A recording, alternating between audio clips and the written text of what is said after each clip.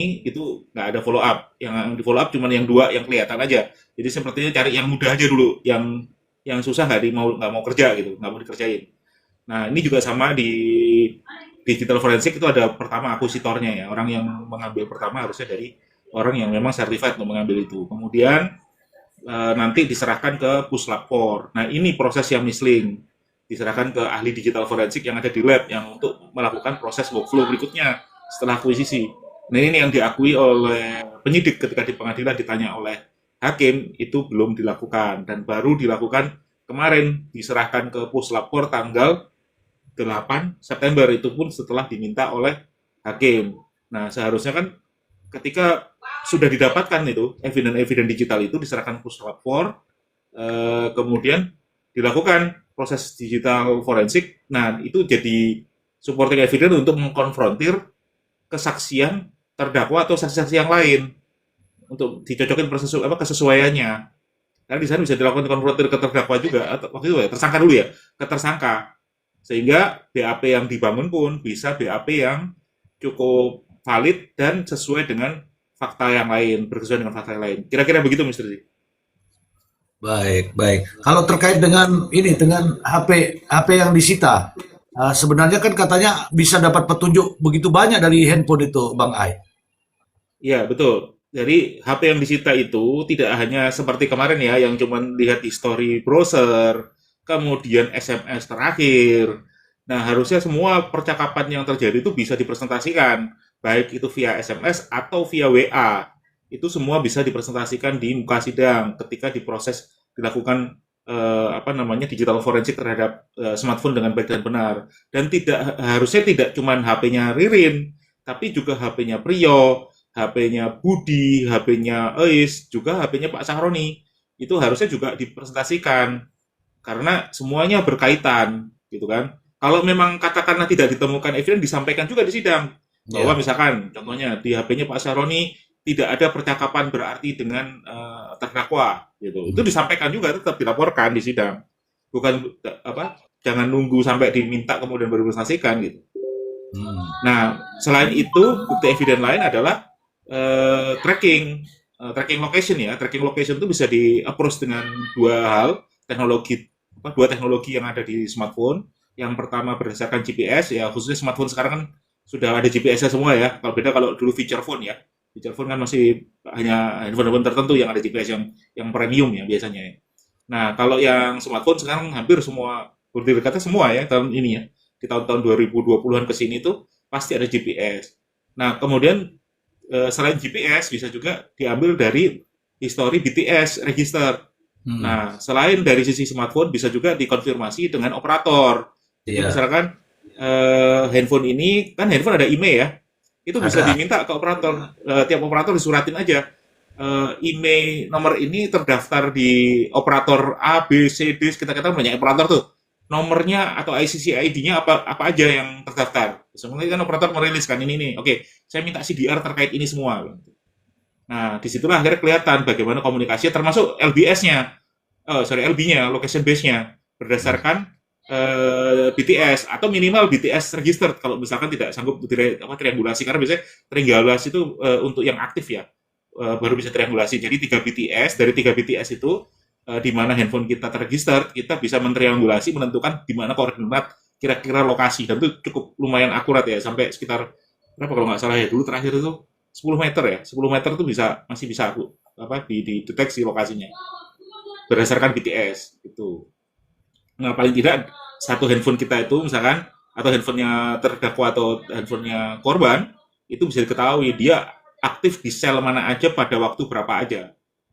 Itu bisa dilihat di HLR atau bisa dilihat di historinya BTS nanti di monitoring telco ya, untuk telematics softwarenya si operator. Kira-kira gitu, Mas. Baik, karena teman-teman, karena ini Komal adalah Komal interaktif, jadi teman-teman boleh bertanya kepada siapa, kemudian bisa ditanggapi juga bisa ya. Saya ke Bang Mile. Saya kasih kesempatan Bang Mile. Apa yang Anda temukan tadi, Bang Mile? Ya, izin. Selamat malam Prof. Emran, Mr. Z. Selamat malam Mbak Jelita, Bang Ari Porong, Abah, Bang Kopi Pahit, Bang Ai. Malam. Selamat malam. Ya. Jadi begini, izin Mr. Ji saya menjelaskan. Ya. Tadi di Komal sebelah, Komalnya Ladu Sing official, dia kan langsung datang ke TKP, yaitu Pauman rumah almarhum Haji Syaroni. Ketika dia live ada Pak RT lewat, langsung dia menawarkan diri. Pak Sohib itu menawarkan diri. Mas, kebetulan saya RT di sini, kata dia. Kalau ada yang mau tanya-tanya atau nanti minta antar saya bersedia untuk mengantar, berkenan gitu. Oke, akhirnya diantarlah oleh Pak Sohib tersebut ke rumah almarhum Budi. Lalu juga diantar ke depan toko. Nah, setelah itu dijelaskan oleh Pak Sohib terkait ruko awalnya. Iya mas, saya juga turut dimintai oleh keluarga korban yaitu Bu Emma untuk mendobrak toko. Tetapi Pak RT memiliki permintaan, oh kalau sendiri saya nggak berani, Loh, harus didampingi oleh pihak keluarga korban. Nah setelah itu didampingi oleh halo. Bu Emma dan kuasa hukum korban. Setelah didobrak, ditemukan di dalam itu tidak ada apa-apa. Ruko atau kios masih tersusun rapi. Di situ ada bertumpukan beras dan telur.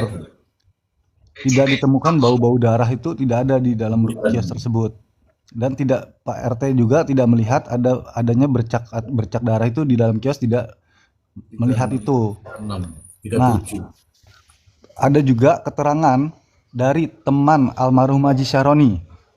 Ketika Pak RT diminta oleh pihak TV One untuk mencari tahu ke rumah Evan, karena Evan akan dipanggil atau diantarkan ke Polres, itu diantarlah oleh Pak Haji Sohib ini ke rumah Evan. Setelah itu Pak Sohib ini mendatangi rekan almarhum Haji Syaroni yang biasa sholat bersama itu berjamaah di masjid, namanya Pak Haji Wahyudin. Nah ketika ditanya, Pak Haji Wahyudin pun heran, loh hari Jumat itu seingat saya masih sholat Jumat bersama saya di Masjid Agung Alun-Alun Indramayu itu. Menurut Pak Haji Wahyudi itu selaku teman Haji Syaroni. Saya juga heran, katanya, saya juga sempat nggak percaya. Perasaan Jumat kemarin itu masih sholat Jumat. Nah itu penjelasan Pak RT tadi. Lalu terkait kontrakan tersebut saat ini yang menarik uang kontrakan adalah Haji Emma dan Niko. Itu menurut keterangan Pak RT.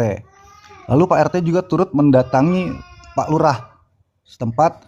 Dia bertanya kepada Pak Lurah, izin Pak Lurah, kalau boleh saya meminta data harta apa saja yang dimiliki oleh almarhum Haji Syaroni dan Budi ini. Dijelaskan oleh Pak Lurah itu, memiliki kontrakan, rumah bukan hanya di TKP itu, sebelah garasi itu juga termasuk, dan juga ada salah satu rumah di perumahan BTN, tetapi BTN-nya lupa Pak Sohib itu BTN apa, tapi punya rumah di BTN dan juga memiliki sawah. Nah juga sempat diantar oleh Pak RT Pak Sohib itu ke tempat penemuan Palu, Mr. Ji. Hah? Diantar ke tempat penemuan Palu. Mas kalau mau diantar, kata dia, ke tempat penemuan Palu saya bersedia. Nah akhirnya diantar ke tempat penemuan Palu. Nah sempat saya tanyakan Mr. Ji, Pak RT, izin, Pak RT kan selaku ketua lingkungan di situ, apakah ada kegiatan bersih-bersih bersama warga untuk membersihkan selokan tersebut? Lalu dijawab oleh Pak RT, benar mas, tetapi bukan dengan warga setempat, karena ini bukan masuknya gorong-gorong lingkungan, tetapi itu tanggung jawab dari Pemkab, yaitu PU yang membersihkan itu. Gorong-gorong itu Mr. Ji, tanggung jawab PU untuk membersihkan itu. Lalu saya tanyakan lagi, apakah setelah kejadian pernah dibersihkan oleh PU itu sendiri? Oh pernah mas, kata dia. Pernah setelah kejadian, karena PU itu membersihkan menurut keterangan Pak RT itu 2 bulan sekali, bahkan bisa 2 bulan lebih. Tetapi rutinitasnya 2 bulan Mr. Ji. Itu kebersihan itu dilakukan oleh PU menggunakan alat-alat seperti cangkul, sekop, garpu pembersih rumput itu, sampai ke lumpur-lumpurnya itu dibersihkan. Terus saya tanyakan, apakah pada saat itu sempat ditemukan Palu? Oh kalau setahu saya tidak ada penemuan Palu, kata Pak RT itu, Mr. Ji. Artinya Palunya baru datang dong.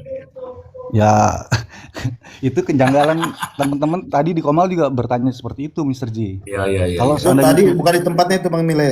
Itu bergeser 2 meter itu bergeser, palunya. iya bergeser. Atas Tapi kan, keterangan Prio.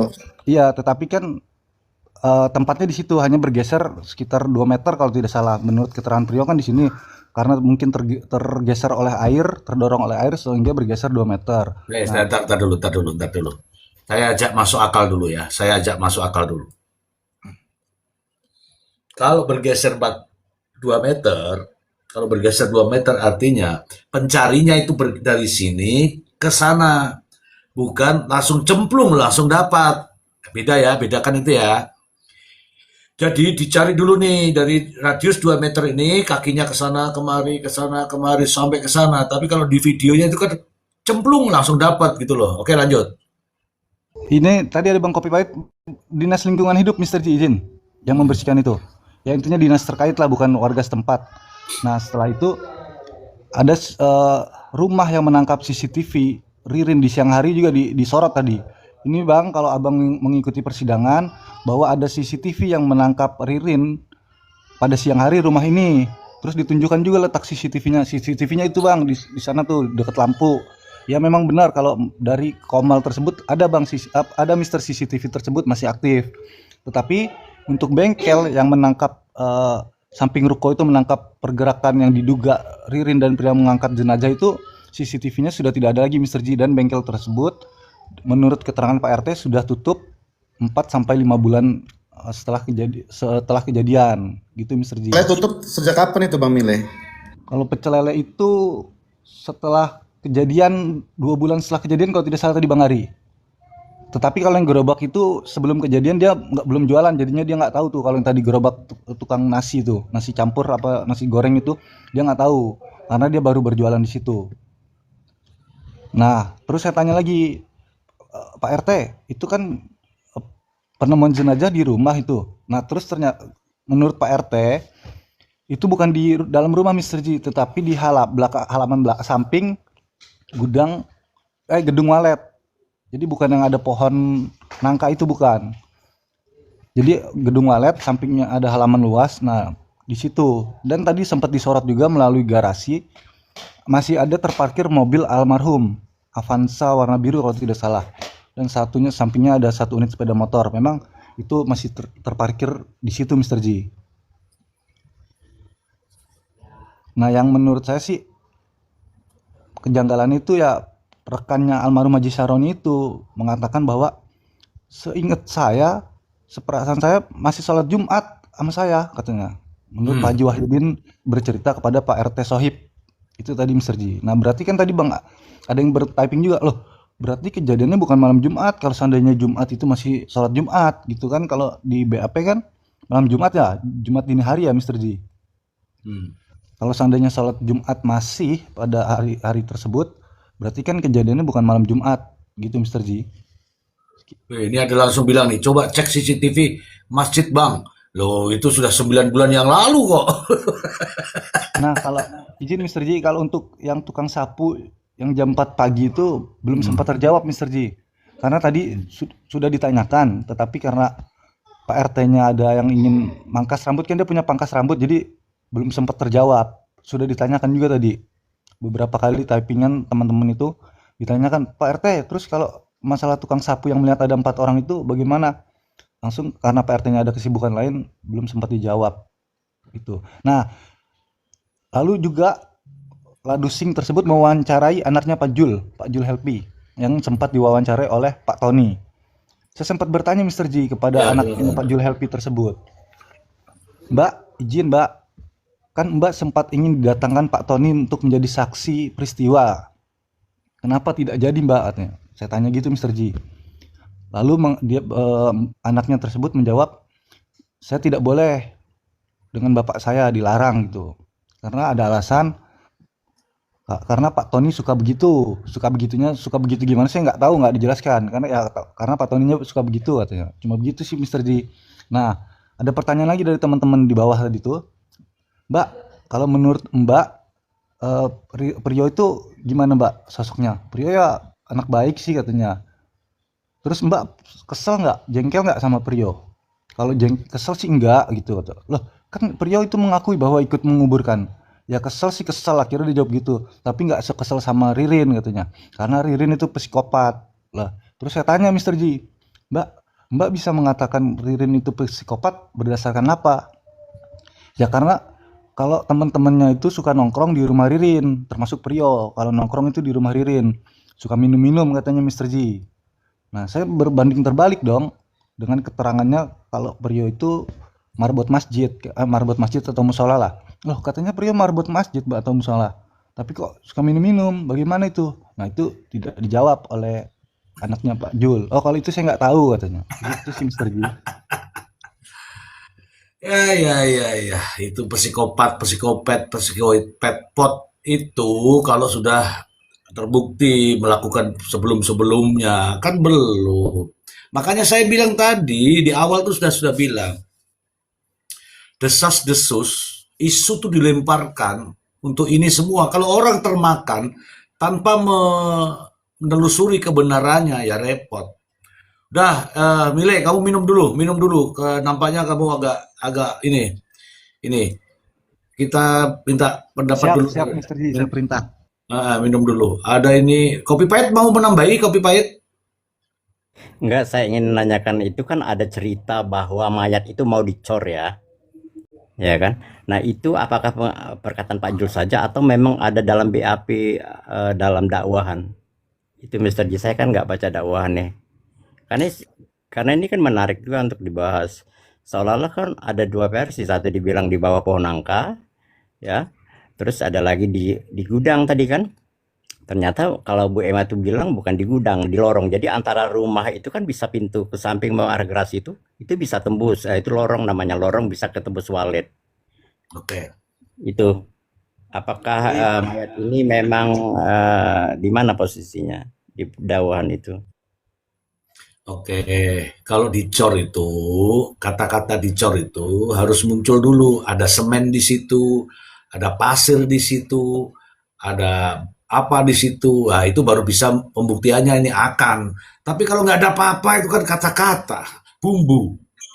Jadi Tapi kita Mister Ji, tapi ya, Mister Ji, yang ada yang saya bilang kemarin itu masih tanda tanya besar bagi saya. Satu kata dicor. Itu masih saya titikin itu Mister Ji. Itu kata-kata dicor tuh dari mana itu asalnya itu? Asal iya, muasal kata dicor itu. iya, itu kan munculnya kan di podcast itu toh. Makanya saya nggak terlalu ini, kenapa tidak ada pasirnya, tidak ada ininya. Jadi kata-kata itu kata-kata orang yang sedang menambah bumbu-bumbu. Jadi kalau kata jangan-jangan nanti akan dicor. Itu kan melihat cerita-cerita yang lain. Kecuali kalau di situ tuh sudah ada semen, siapkan semen 50 sak, kemudian ada pasir 1 truk. Nah, itu menunjukkan bahwa akan dicor. Tapi kalau nggak ada semua itu kan sulit bahasa itu. Kemudian kaitannya dengan apa ya? Kalimat-kalimat yang dari anak-anaknya itu, anaknya malah tidak tahu seharusnya itu. Anaknya tidak tahu. Kemudian kalau Ririn begini, kalau Priyo begini, itu semua masih asumsi. Nggak begitu, kawan. Nggak begitu. Izin Mister Ji, menambahkan Ya, sedikit. Nah, ternyata harta yang dimiliki oleh Pak Haji Saroni kan ada beberapa ya Mister Ji, termasuk kios Ibu Emma dan rumah yang ditempati oleh Pak Jul dan Ibu Emma itu masih rumahnya Haji Saroni. Itu Mister Ji. Kalau oke. penjelasan dari Pak Dan RT. konter anaknya dan konter HP anaknya. Ya, ya, betul. Oke. Itu kalau sudah nanya-nanya ke harta itu maunya kemana? Mau kemana? Mau mendapatkan warisan? Enggak lah. Enggak begitu juga. Ya, mungkin berharap boleh lah. Tapi ngapain juga nanya-nanya itu. Oke. Mister Ji, Ya, Pak. ya, saya mau nambahin sedikit tadi ada beberapa detail kayak Bang Mila agak miss ya. Tapi nggak apa-apa. Karena gini, sebenarnya si Ladusin ini punya 3 waktu live di hari ini, Mister J. Ya, tapi saya ikut yang sore aja Bang, makanya saya telat mungkin. Iya, makanya ini mau saya coba ceritakan sedikit. Jadi kebetulan saya lihat yang siang, tapi yang ketika sore itu cuma lihat potongan rekaman. Lalu yang malam tadi yang ketemu Pak RT itu saya lagi on off lagi ngerjain biasalah, jadi kayak tukang listrik rumah saya. Jadi nggak intens. Makanya tadi saya bilang nunggu Bang Mile untuk nyeritain yang segmen ketiganya itu. Nah, tadi ini coba flashback ulang ya dari yang momen hari ini. Tadi di pembukaan Mr. G kan cerita terkait narasi-narasi yang akan ditimbulkan dan itu udah confirm. Tadi sore itu Ruslandi datang ke Kades, ini udah datang ke Kades, apa itu namanya, Kades apa ya? Rumahnya rumahnya Ririn itu ya? Bukan, rumahnya Ahmad Yani, apa mantan istrinya Ahmad Yani, Pauman. yang di Jalan Mayor Dasuki itu. Ya. Saya lupa nama desanya, kalau lupa. Ya gitulah, pokoknya kepala desa situ. Sepertinya sebenarnya sudah ke rumah, cuman kayaknya nggak dikasih sama istrinya Ahmad Yani. Nah, akhirnya ada ini apa statement dari Kades bilang memohon kepada ibu ini untuk mengizinkan kami aparat desa untuk mengecek gudang di depan rumah, intinya gitu. Sepertinya itu udah datang tapi ditolak. Gitu. Jadi memang ada narasi yang dibikin untuk mendiskreditkan keluarga Ahmad Yani juga, bekas keluarga Ahmad Yani ya, khususnya istri dan anaknya, dan itu kan akhirnya dimunculkan sosok Arjun kan. Jangan bilang bekas, jangan bilang bekas. Mantan ya? Mantan.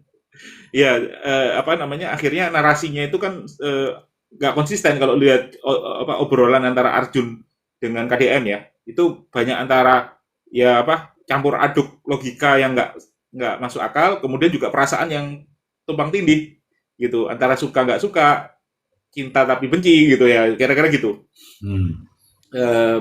Konten yang kelihatan itu yang sore. Lalu yang ke siangnya, nah ini yang menarik juga terkait ceritanya tadi, anaknya Pak Zul kan dia bilang mengeluh-elukan Priyo over Ririn ya. Jadi Priyo itu orang baik, ya marbot masjid, pemuda lingkungan yang dekat dengan pemuda-pemuda yang ada di Pepabri. Kebetulan siapa anaknya Pak Zul yang jaga counter itu tinggalnya di Pepabri. Jadi ikut pemuda-pemudi Pepabri. Makanya yang sering guyup itu Priyo. Ririn nggak pernah guyup gitu ya. Pulangnya malam katanya gitu. Nah, yang menarik ketika cerita di siangnya itu si Ladusin ini mendatangi hotel di mana Priyo sama Ririn tinggal sehari setelah itu kejadian ya, kejadian pembunuhan itu. Jadi di tanggal 30 sampai 30 siang berarti ya. Itu di sana 30 sampai 31, sorry. 30 sampai 31. Itu Agustus benar ya, 31. Itu ada cerita bahwa yang jaga hotel kala itu namanya Mail. Mail itu ternyata temannya Ririn. Yang jaga hotel nih. Cuman waktu tadi didatangin itu Mail sudah mengundurkan diri dari hotel tersebut karena merasa tidak enak. Takutnya disangkut pautkan hotelnya dan sebagainya, dia akhirnya mengundurkan diri. Dan rumahnya tidak jauh dari situ, dari lokasi. Jadi dia rumah di mana, kerja di daerah situ. Nah, kebetulan tadi waktu interview tadi itu seberang-seberangan sama hotel.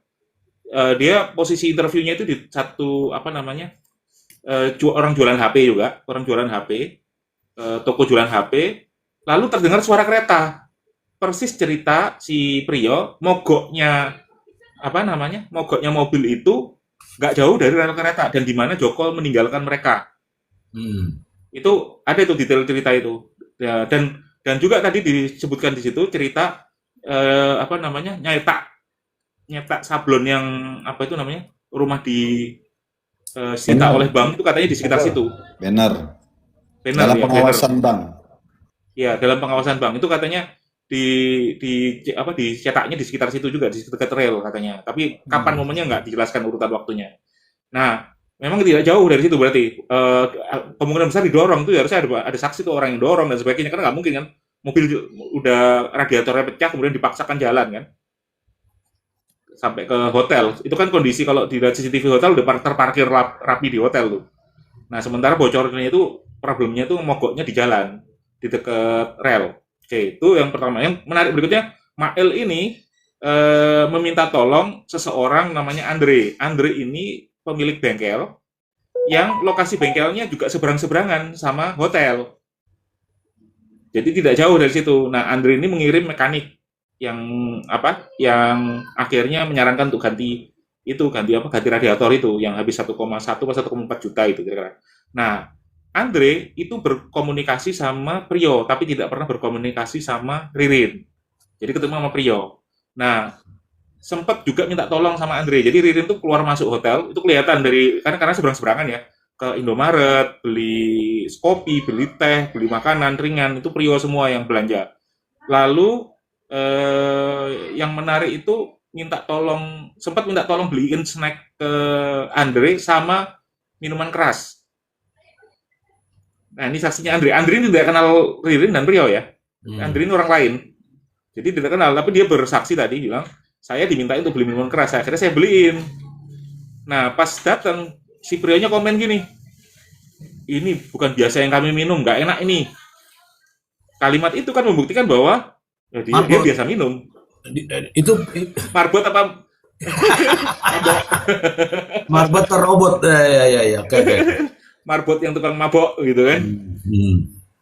Nah, kan berarti kan kalau dia bisa memilih merek, artinya tuh ada apa preference brand minuman keras dan ada yang non preference brand yang kebetulan dibeliin itu non preference brand. Akhirnya dia bisa komen, ini nggak enak nih, nggak biasa yang kami minum. Gitu ngomongnya.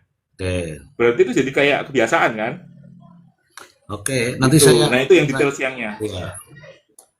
Oke, nanti saya gambarkan. Masih ada lagi, Bang Ai? Jadi gini, tambahkan Oh iya, ya. satu lagi. Saya belum lupa nih. Terkait cor tadi. Ini menarik kemarin sore. Sebenarnya kemarin tuh pengen saya angkat di yang Komal kemarin, Bang Sri. Tapi saya agak kelupaan. Jadi kemarin sore itu, TV One re-upload ulang interview apa istilahnya itu penelusuran CCTV apa TV One itu nggak jauh-jauh dari peristiwa waktu dulu. Iya. Diupload ulang sama dia. Itu ada interview sama Bu Emma. Dan ini yang menarik, cerita Bu Emma terkait penemuan jenazah. Jadi jenazah itu betul ditemukan bukan di bawah pohon. Ya, ditemukan di dalam rumah sarang walet. Jadi bangunan walet. Nah, cerita Bu Emma begini terkait walet itu. Walet itu dibangun berapa tahun sebelumnya lah ya. Itu sempat bawahnya tanah. Tapi tidak ada walet yang mau datang. Gitu ceritanya. Habis itu diplester sama Haji Saroni. Nah, setelah diplester itu baru ada walet datang. Tapi karena walet udah bertahun-tahun walet itu jadi kayak kotoran itu loh, kotoran waletnya ya. Kotoran walet itu kayak tanah di bawahnya itu, tapi bawahnya plester. Nah, ini juga menarik. Kalau betul itu plester, cangkul apa cukup ya untuk ngeduk plester ya? Kan kalau makamin kan harus ngeduk plester juga, walaupun atasnya mungkin lumpur atau apa istilahnya kotoran hewan ya, kotoran burung walet. Habis itu dia ngeduk kan ketemu plester tuh. Oke. Wah, cangkulnya hebat banget. Oke, Kira-kira itu cor itu ada cerita di situ karena mau ngecor ratain lagi di plester ulang kira-kira gitu. Iya, tapi itu ada penjelasan dari pihak kepolisian yang katanya satu liang lubangnya itu sekian kali sekian itu ada lagi cerita itu. Iya betul, maksud saya gini Bang Sergi. Dari pihak kepolisian itu. Iya betul, maksud saya gini. Ketika ditemukan jenazah yang ditumpuk itu, ada kemungkinan ada plester-plester yang ikut bareng sama tanah. Itu yang mungkin diasumsikan mau dicor juga bisa begitu. Ini mau dicor nih. Karena ada beberapa bongkahan itu kan, bongkahan plester kan pasti kan, bercampur sama tanah. Kira-kira sih ini baru asumsi ya. Ya, itu nggak ada di dalam dakwaan. Nih, saya kasih gambaran dulu semuanya. Tadi Kopi Pahit mau nambahin apa Kopi Pahit? Jadi gini, Mr. Ji ya. Ini fakta ya. Fakta. Semenjak Prio ya dipegang Marusandi terus dia mengaku seolah-olah itu kejujuran ya, adalah pemisahan karakter baik dan buruk. Nah, ini fakta ini yang terjadi di netizen ini. Prio ini psikopat. Prio apalah gitu kan. Terus kan ini rajin sholat dan segala. Jadi dipisahkan sholat antara baik dan buruk. Sementara mereka ini bersama-sama, sering mabuk bareng ini mereka berdua ini. Iya. Tapi dipisahkan karakter itu gitu loh kan. Oke. Dipisahkan. Termasuk Palu ya, Palu dengan cor itu ada menurut saya itu ada maknanya itu ya. Penekanan kata cor dan Palu itu. Iya. Jadi seolah-olah itu sangat sadis sekali Ririn melakukan itu dengan Palu, dengan mau dicor. Itu pengiring opini yang sangat berbeda nih. Gitu Mas. Oke, tahan dulu. tolong ditahan dulu, dengarkan ini. Sejak kapankah perubahan ini terjadi? Nanti Ari Porong yang cerita, tapi menurut pendapat saya, perubahan keterangan itu sejak teng teng teng, ya kan? Sejak itulah muncul desas-desus. Desas-desus itu mulai dari itu bahwa yang melakukan adalah Ririn semua, kemudian ada bikin VT sendiri itu saya adalah Priyo Bagus Setiawan. Nah, sejak itu kemudian saya dengar katanya ada yang pernah mendatangi ke sana. Sejak itulah aku tak ketanya Abah dulu, Abah, perubahan manusia itu secepat itu, Abah. Kalau saya melihat itu turun dari mobil digandeng, duduk satu mobil, kemudian satu sel, tiba-tiba setelah ada yang kunjungi itu berubah dengan baca teks, Abah. Silakan, Abah. Kalau itu kan diulas sudah bolak-balik ya. Nah, ini perubahan-perubahan yang signifikan itu sejak kapan? Oh, netizen ini pinter. Iya. Sejak kapan? Nggak usah dijelasin lagi dengan kita. Nah, makanya ini makin seru, makin hangat, karena ya itu tadi, dengan seringnya berubah-ubah, dengan pergantian-pergantian. Jadi 2 kali 45 menitnya banyak berganti pemain. Saya nanti berkomentarnya setelah tanggal 17 saja deh. Kalau yang ini biar yang lain dulu ya, Bang Gia. Nggak apa-apa, Terima Pak. kasih. Memang ini kesengajaan dari saya supaya nggak tiba-tiba diundang, dipanggil terus tiba-tiba nggak ada. Saya nggak mau, makanya Abah harus ngomong. Ngono loh. Ngono loh. Oke, Abah. Terima kasih, nanti Ari yang jelaskan lah. Jadi kawan-kawan, jadi semua ini saya ucapkan dulu ini kata-kata saya, Mr. Z bicara berdasarkan fakta, data, dan realita. Semenjak ada kedatangan, dikunjungi, dan itu ditanyakan oleh jaksa loh. Dikunjungi, kemudian ada perubahan keterangan, kemudian saya mengganti atau mencabut kuasa itu dari sini ke sono. Ah, itu juga mulai berubah, dan perubahan itu kawan-kawanku diiringi. Nah, coba bukan disusuli, enggak, diiringi. Satu, saya dipaksa oleh Ririn dan Tony. Ah, ada kan? Mana ada terdakwa berani bilang Tony gitu, ya kan? Nah, semua yang buruk-buruk, semua yang ngeri-ngeri, jadinya ke Ririn. Kata-kata yang muncul nih, begini nih kata-katanya. Ini kan berhadapan dengan tag itu dengan begini. Ya, gini. Saya Priyo Bagus Setiawan. Saya melihat langsung Ririn melakukan pembantaian. Saya menonton. Saya menyaksikan, saya melihat Ririn membantai. Itu bunyinya. Muncullah tiba-tiba itu palu. Muncullah ini. Nah, munculnya palu, munculnya CCTV, adanya pengakuan, adanya penunjukan yang baru. Bukan menambah terang masalah ini. Bukan menambah terang. Tetapi kita ini kan semua punya akal nih. Yang sehat-sehat ini kan punya akal.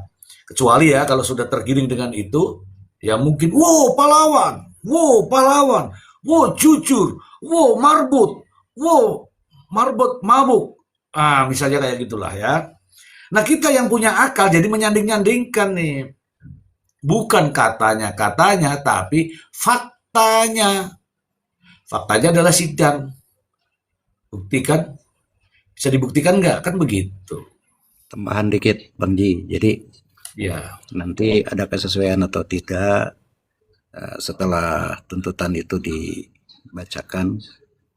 Nah, ini makin berkembang lagi apakah ada kesesuaian dari mulai dakwaan sampai dituntutan. Nah, betul-betul akan terlihat terang benderang sepertinya. Mudah-mudahan demikian. Oke, Ini ada yang tapping. Ada yang tapping aman namanya nih. Saya cek dulu. Nol. Oh, nol kamu. Waduh. Aman kamu nol gimana nih aman? Apa dipelihara apa enggak gimana aman? Marbot nggak mungkin pemabuk. Oke. Tadi sudah dijelaskan ya. Siapa yang beli minuman keras? Nanti kamu tahu sendiri. Tapi kalau kamu tapping lagi karena kamu pengikutnya nol, saya anggap kamu nih buzzer loh. Oke ya. Oke, jadi begitu banyak kejanggalan-kejanggalan, tapi sayangnya kita tidak terpengaruh di situ. Kita melihat saja proses persidangannya. Begitu, proses persidangan. Ya, silakan. Ini tadi ada lupa sedikit banget. Tadi sesaat sebelum saya nggak follow yang live TikToknya si Ladusin itu, ada cerita anaknya Pak Zul, itu yang perempuan yang di counter itu. Dia cerita gini, dia melihat ada mobil silver. Saya nggak tahu siapa yang ngendarain tadi, dia nyebut, cuma saya lagi nggak lagi konsen sama yang lain. Iya, Tapi dia betul. cerita yang menyaksikan bukan hanya dia, ada satu lagi orang yang di sebelahnya dia, tapi Saudaranya, dekat situ lah dia nyebut. saudaranya, Ya? Saudaranya, masih saudaranya juga. saudaranya masih saudaranya Oh gitu. si cewek itu, anaknya Jul. Oh, yang dua perempuan yang diinterview sama Bang Tony di pengadilan itu. Ya, itu si Vina Ya, yang jaga itu counter itu. dia nyebut mobil silver. Ini menarik karena apa? Di menit 5:01 itu kemudian ada beredar ulang yang versi sedikit lebih panjang. Selain ada adegan yang masuk ke rumah, itu ada adegan mobil putih putar balik. Tapi itu kan nggak jelas ya karena kameranya infrared dan kondisinya cahaya rendah kemudian dia jadi hitam putih modusnya. Itu ada mobil yang kalau di kamera itu terkesan warnanya putih, tapi bisa jadi itu silver. Lagi putar balik di depan rumahnya Budi. Nggak jauh momennya setelah atau sebelum ada adegan yang orang masuk itu yang tingginya bukan tingginya Ririn, juga bukan tingginya Priyo. Saya luruskan, yang putar balik itu, saya kan ada CCTV-nya tuh, rekamannya. Iya. Yang putar balik itu jam 00.24. Oh iya, sorry, 0024 ya. Iya, sorry. Betul. Nah, itu kemungkinan ya bisa jadi mobil yang disebut oleh si anaknya Pak Zul ini. Kira-kira itu. Karena waktu itu kan anaknya Pak Zul cuma nyebut di pengadilan itu cuma nyebut mobil warna hitam ya, Avanza hitam ya. Tidak menyebutkan yang putih atau silver. Oke, coba disapa itu Jelita itu, mendengar nggak itu?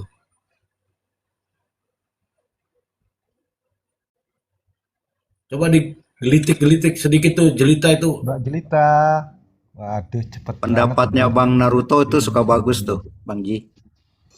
Iya, kalau semalam kan di Bung Member ya. Karena aku juga baru tahu dari ini izin bicara ya, pendapat ya, analisa ya. Kan ada tuh yang tukang sapu katanya melihat di tanggal 29 subuh ya, jam 4 paginya ya, melihat mobil pickup ya di depan TKP rumahnya Pak Cisaroni gitu. Tukang sapu, tapi tidak dijadikan saksi gitu. Kan itu jam 04 pagi gitu. Pas pula itu kan gini ya, menjadi analisanya begini kan jam 05-nya itu yang dari cerita keterangan Priyo sebelumnya kan itu Joko pulang gitu ya. Joko kembali terpantau CCTV ya ke rumah gitu ya. Jadi kayaknya apakah mobil pickup ini sebagai pengintai atau gimana gitu posisinya gitu. Jadi kayak ada mencurigakan juga jadinya. Nalarnya gitu Pak ya. Tukang sapu dia, tukang sapu. Itu juga lagi VT-nya viral juga tuh. Lumayan juga tayangannya 20 ribuan. Cuma nggak banyak juga orang tahu gitu.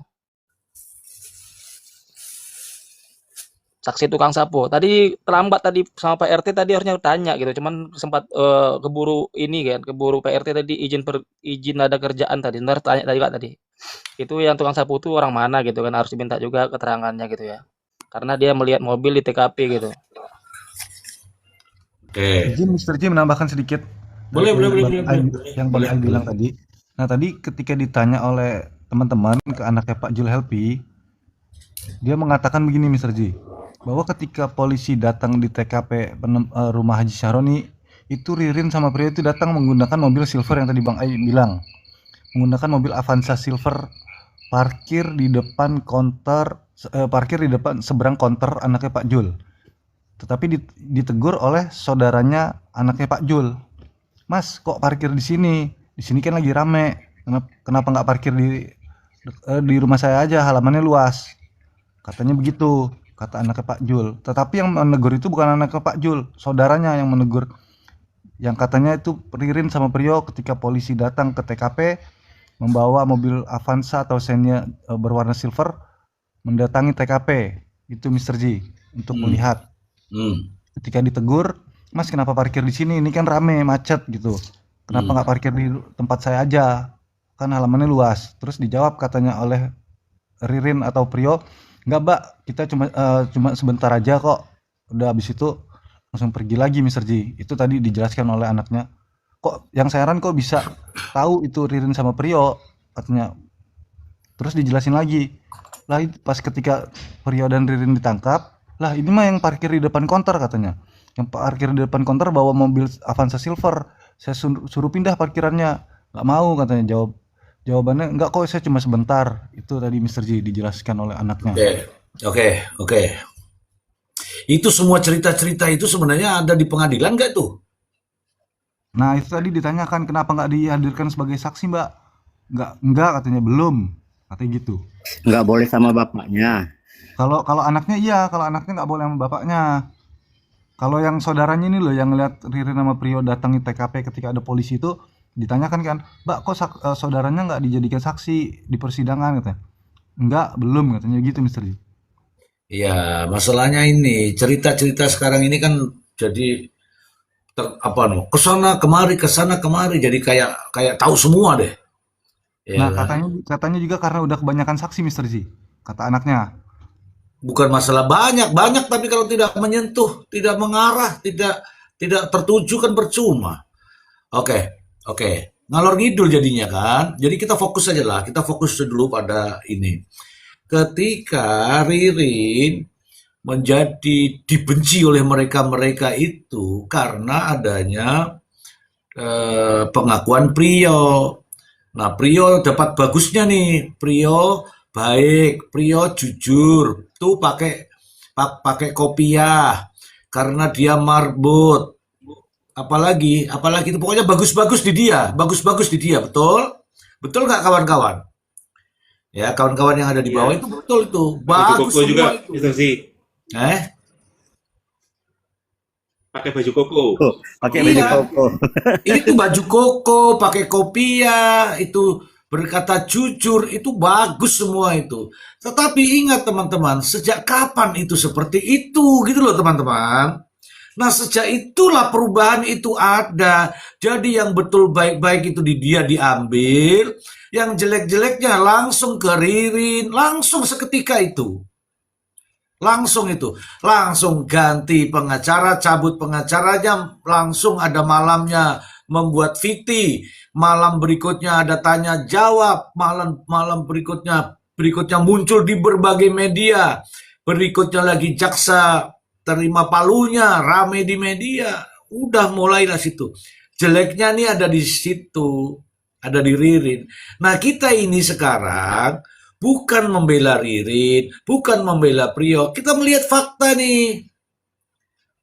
Fakta yang sebenarnya. Coba nih, ketika itu Prio mengakui katanya jujur tadi, kemudian munculnya palu, adanya CCTV, pergantian pengacara, hakim itu menambah yakin apa tidak? Perkara ini nambah terang atau tidak? Nampaknya semakin ruwet. Ya, semakin ruwet. Kenapa semakin ruwet? Ya kita sudah prediksi di sini. Nah, hakim juga bertanya-tanya. Bagaimana Pak Jaksa? Apa ada ini? Jaksa saja yang menuduh, yang membuat dakwaan, ikut pusing juga sekarang ini. Oke, kita dengarkan dulu Prof. Emran. Bagaimana Prof. Emran dengan dinamika luar dalam seperti ini, Prof. Emran?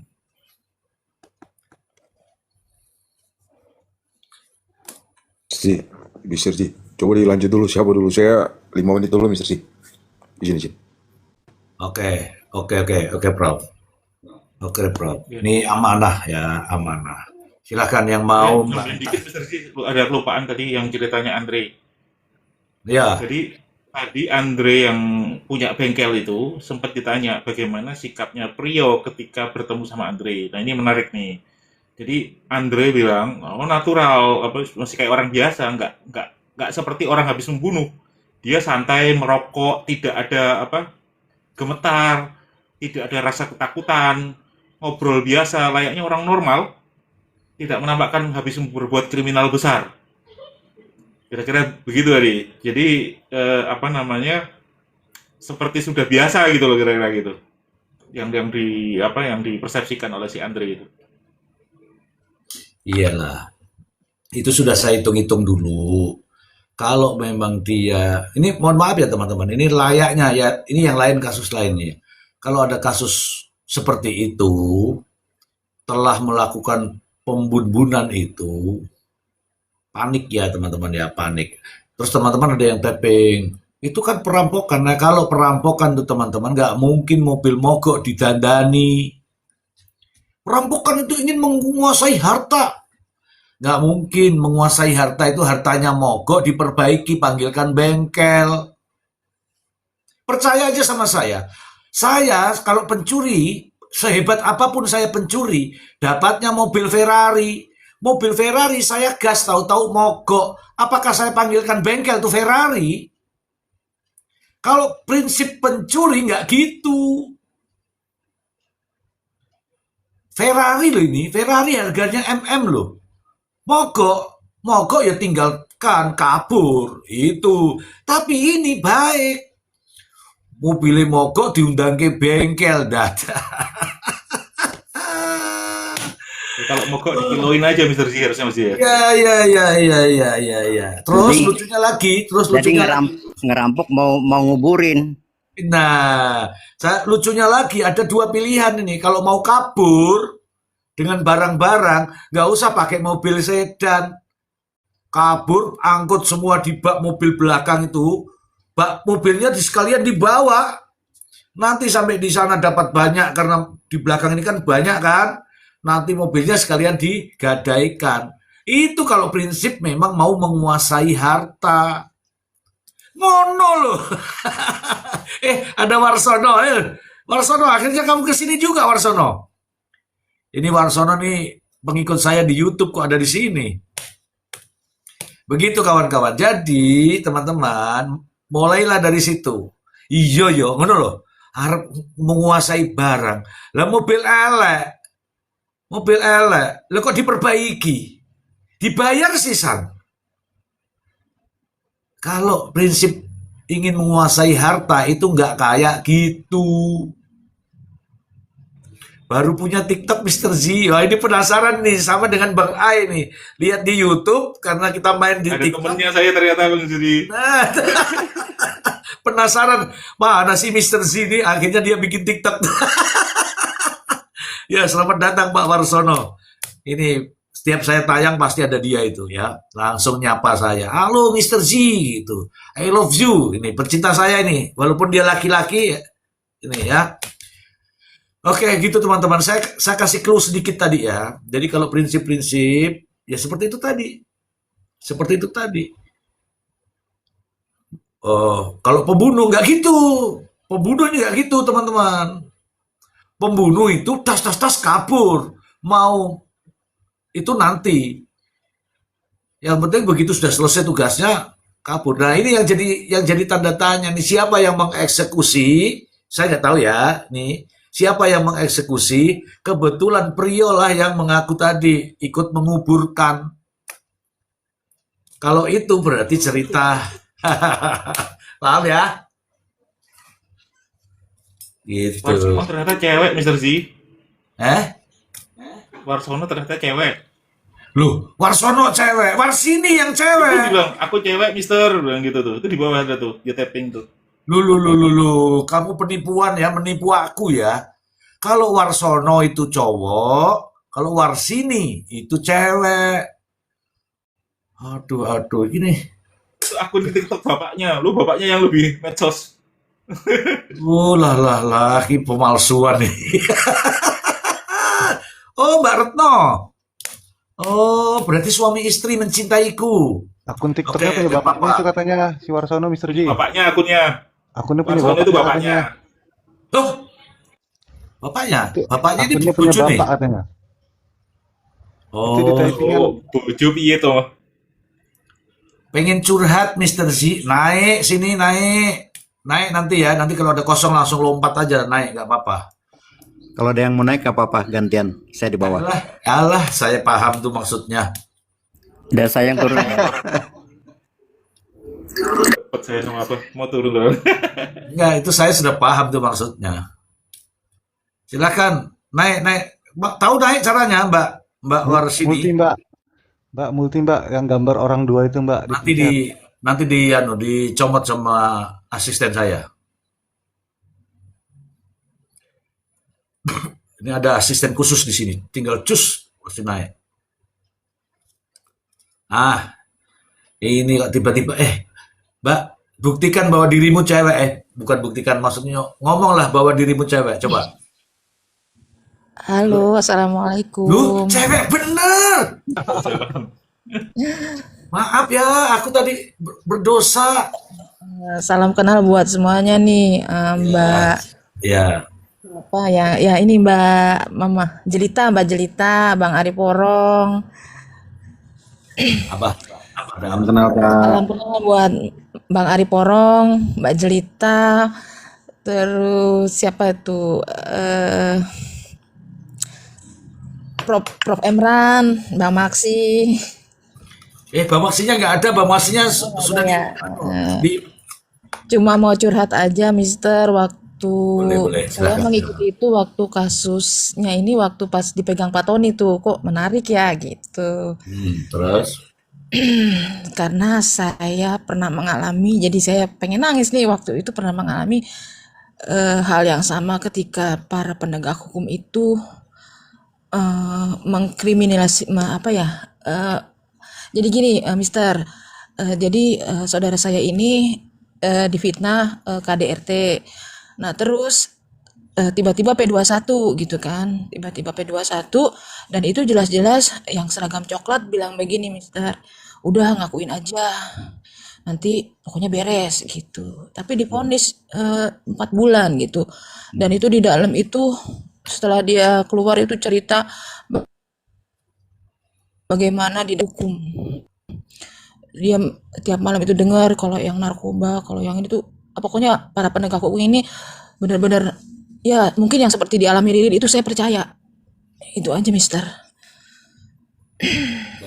oke. Kamu jangan nangis dulu. Nanti aku ikut nangis repot loh ini. Iya, masalahnya apa yang nggak tahu ya, Mister. Gini deh, saya ikutin alurnya ya. Kenapa Ririn nggak cerita waktu di eh, bengkel gitu, waktu yang di toko? Karena memang ya Ririn tidak melakukan, maksudnya hal yang dituduhkan Prio itu kan. Jadi dia dengan santainya ya ngapain dia cerita karena memang nggak ditanya dan nggak ada dalam episode yang dia di TKP pada saat kejadian gitu. Terus saya kenapa si Ririn ini kan konsisten dengan keterangannya yang dari pertama dia selalu konsisten ya.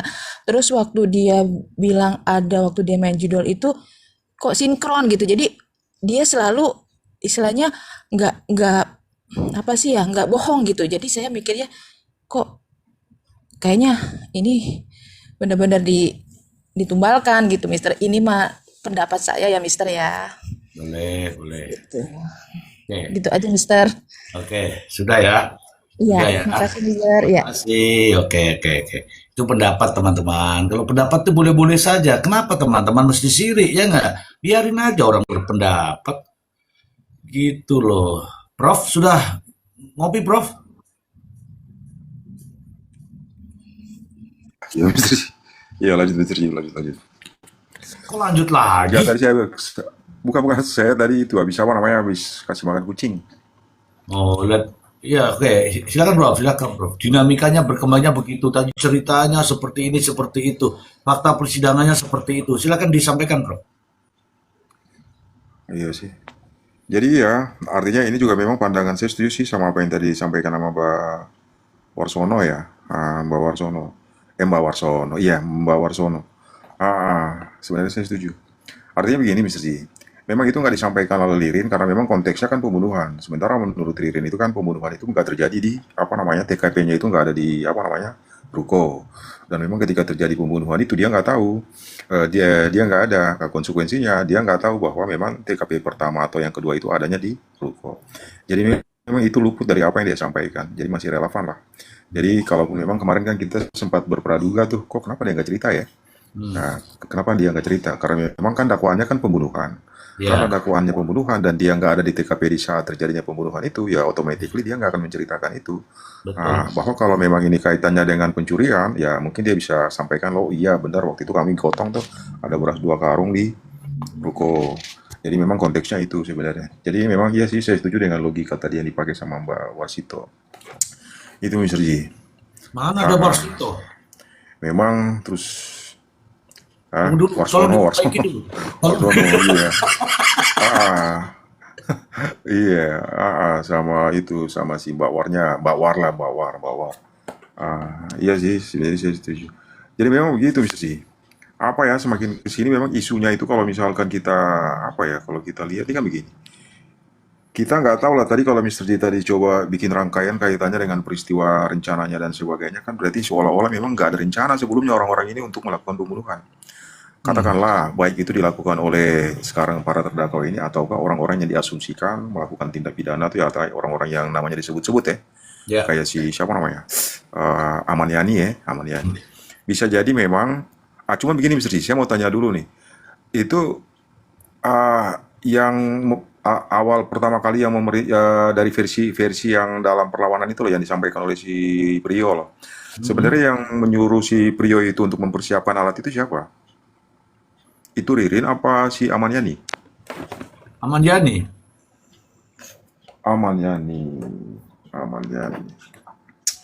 Karena itu Aman Yani ya, iya sih.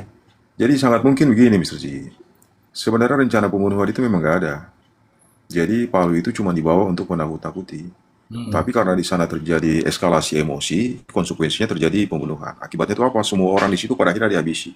Apa tujuan dihabisi? Ya untuk menghilangkan jejak kan?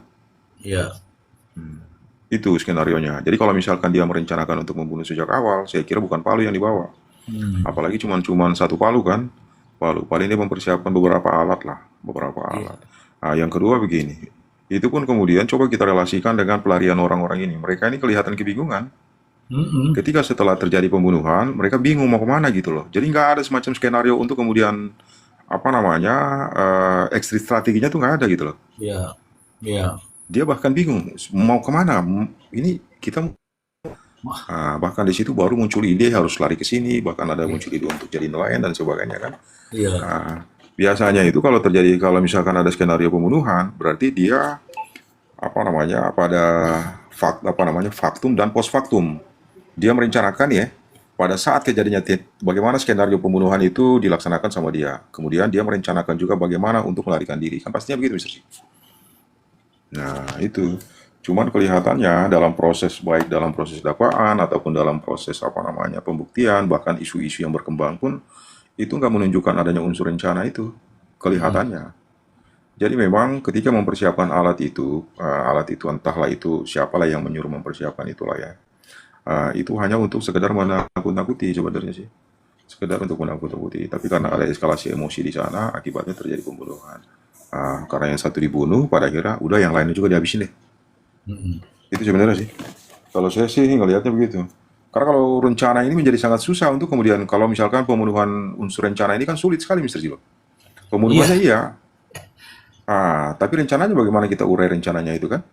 iya, Ah, iya. susah. Unsur itu yang susah. Gitu sih Mr. Jibo. Oke. Terus terkaitan dengan itu apa? Ada yang melihat ini, ada yang melihat itu di luaran sana, tapi tidak bersaksi di pengadilan. Jadi sepertinya tujuannya apa nih, Bro? Bahkan terakhir Memang nih ada muncul kata-kata bahwa ini lagi ini akan rame nanti nih. Muncul kata-kata bahwa mau membuka gudang di depan rumah Aman Yani. Artinya, yang saya pahami ini langsung teks pemikiran saja ya. Seolah-olah ini menuduh bahwa Ahmad Yani ada dikuburkan di gudang itu, Prof. Menurut pemahaman saya, Prof. Ini juga menjadi janggal, maksudnya menjadi janggal.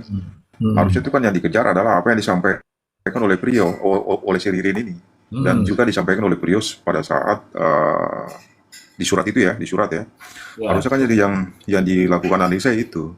Sementara apa yang disampaikan ini kan sebenarnya bukan saksi, bukan siapapun, cuman isu yang beredar di luar kan, isu yang beredar di luar. Jadi mungkin saya setuju sama teman-teman tadi, memang ada skenario mobilisasi opini sepertinya, memberikan negatif image terhadap si Ririn. Seolah-olah begitu. Jadi membranding Ririn ini memang perilakunya seperti ini gitu loh. Iya. Bahwa memang kalau misalkan dikontekskan pada dakwaan sudah benar bahwa dia ini sebenarnya tokoh di balik tindak pidana ini, sebenarnya dia pembunuhnya. Itu. Jadi memang ada upaya untuk membangun opini.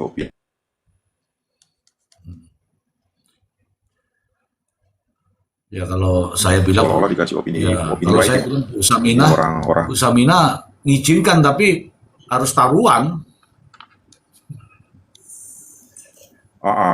Kalau si Ririn ya, kalau si Prio kan seolah-olah dikasih image yang positif ya, seolah-olah ya brandingnya kan jadi positif, tuh anak marah, Positif. namanya marbot, lalu kemudian apa dan sebagainya. Jujur. Itu.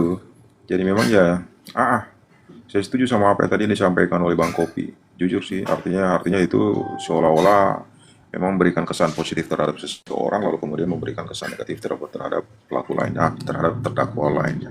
Memang itu memang untuk ditarik kemana? Ya kaitannya itu nanti dengan penjatuhan pidananya. Skenario di sana bisa. Iya. Nah, sebagai pertimbangan hakim untuk kemudian menjatuhkan pidana. Kira-kira berat ringannya pidana nih, siapa yang lebih berat, siapa yang lebih ringan.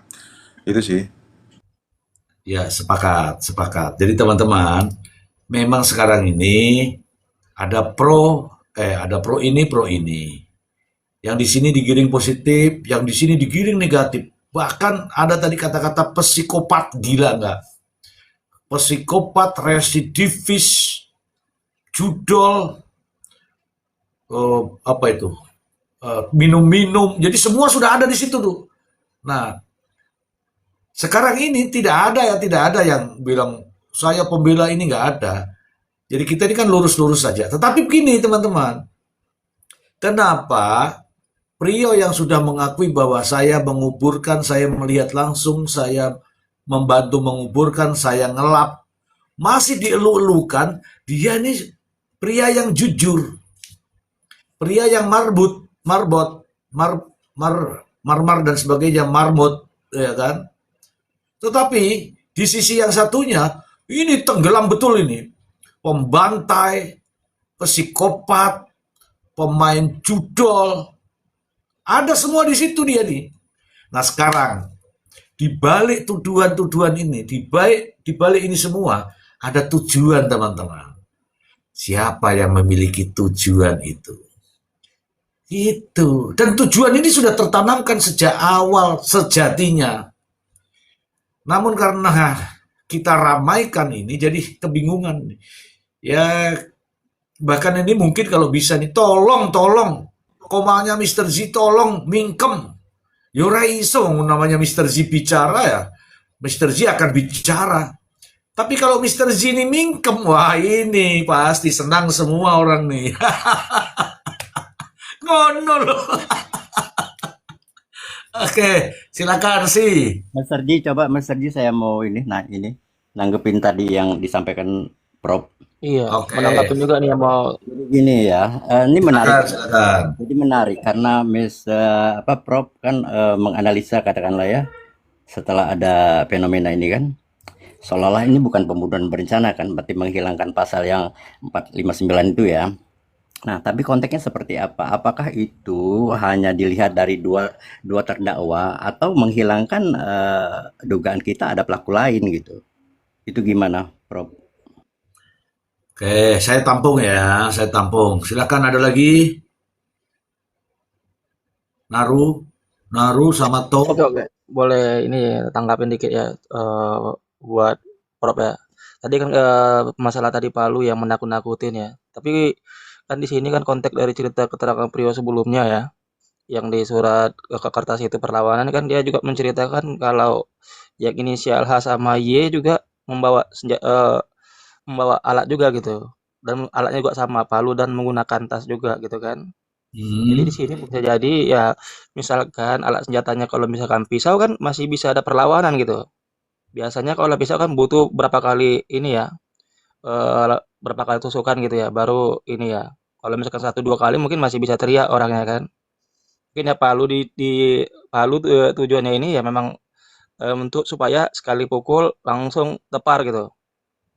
Udah memang niat juga, udah ada strategi juga mengapa dipakai palu sebagai alat utamanya gitu. Ya karena kalau palu ini digunakan ya apalagi godam ya.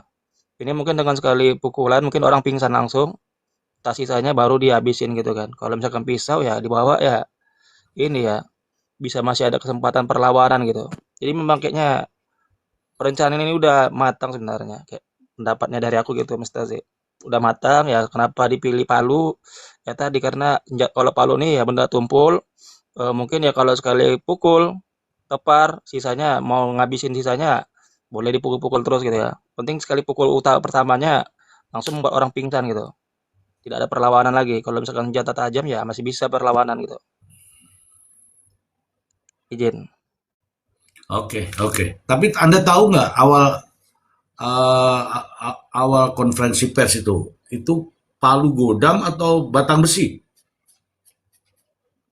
Oh, itu ya batang besi stainless itu katanya kan cerita dari ini kan. Tapi kan katanya itu kan hanya dari ini ya versi itu ya polisi ya gitu ya mengarahkan ke belakang kan.